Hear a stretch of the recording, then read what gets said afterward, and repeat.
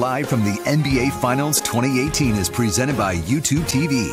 Cable-free live TV is here. Watch every NBA Finals game live with YouTube TV. Try it now.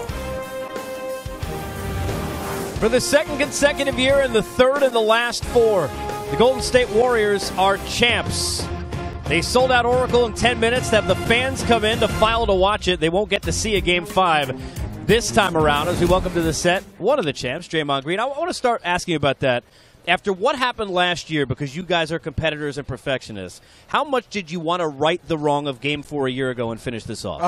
I mean, we definitely did. We completely laid an egg last year in Game 4. And we knew coming out here, we wanted to give it our best shot. And if that didn't win us the game, then that's fine. We can live with that. But coming out here, you know, not focused, thinking we're just going to walk into a win like we did last year, we couldn't make that mistake again. No, it's remarkable. 3 championships in 4 years. The first one probably was just super exciting. It was fun. And, I mean, how do you describe this feeling right now? Does it get old, you know, getting the champagne and winning? I mean, what are you going through your mind right now from an emotional standpoint? Man, the feeling definitely never gets old. You know, it's kind of hard to put it in words, but one thing I will tell you is this one right here, it was the toughest one yet.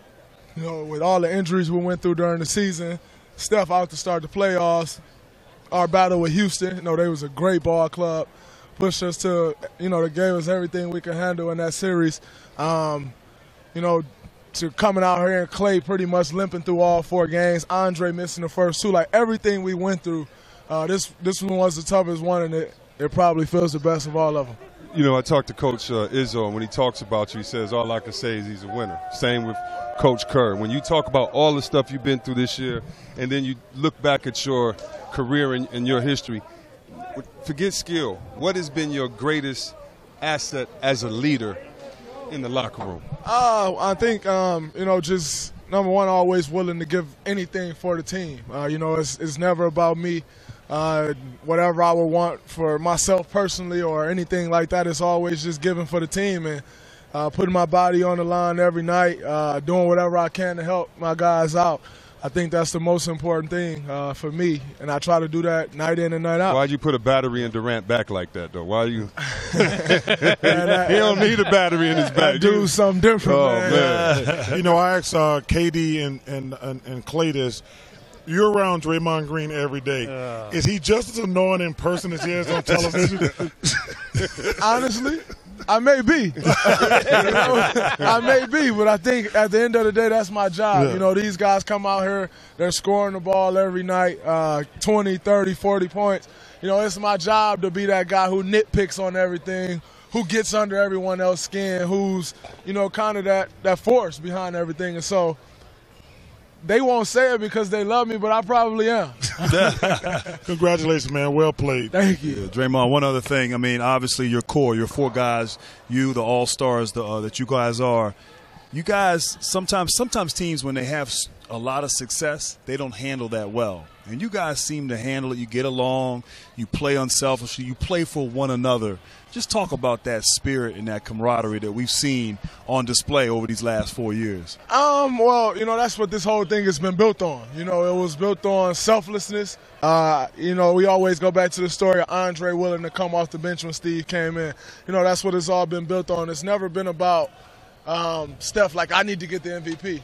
It's all of us like, no, let's try to help him get the MVP. And, you know, you go down the line, it's never about, oh, Steph, I need to get an NBA Finals MVP. Whatever's working is working, and I mean, that's what's made us great, you know, in these years we've had. I got a question.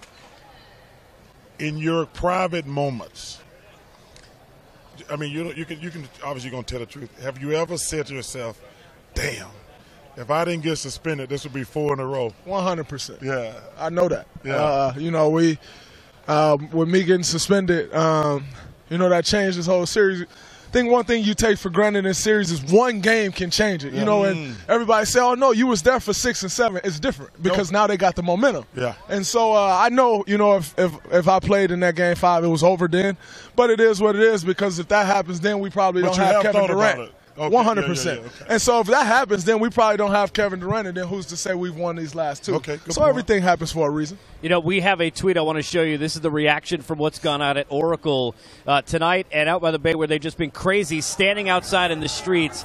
Can you discuss it? I see you kind of looking and smiling. Just the relationship you guys have built with that area and how much those fans have been the sixth man really for this team over this year. Those fans are the best. You know, from my rookie year, you know, coming in the year before I got there, I'm not saying this was because of me, but they sucked. And, you know, I walked into that gym and it was still loud as ever. Right. They always supported the fans of, you know, the fans of Oakland, the fans of the whole Bay Area. Like, they ride with us. And, you know, I've never seen anything like it. Like, they treat us like they own. And, you know, we appreciate that. We feed off that. And, you know, we do this for them. You talked about it being a difficult run. How important is the level of trust you guys have in each other? Because we were talking about it, whether it was LeBron this time, we always hear guys talking about their teammates, maybe not lifting them up to the way you would like to hear publicly. You guys always seem publicly and privately to feel that belief at such a high level. Yeah, I mean, you know, that's important. You know, you got to support your guys publicly and privately, because, you know, one thing about publicly is all it takes is for one guy to go home and someone say, man, Draymond said this about you, or he didn't, you know, have your back on this. And then it gets in the guy's head. And so I think that's very important, to keeping that togetherness, and the togetherness is why we win. All right, we're going to let you run. Be honest. Charles played the same way you do, right? Like, he just... I watched a lot of film. Yeah, let's be fair. Okay. You play defense, though. You play defense. You ever see the charge he took on Sean Bradley? Yeah, that was bad. But I couldn't score the ball like him, though. So, you know, it's give, take. Hey, Congrats, man. Congratulations. again. Well deserved. Thank you. Yes, sir.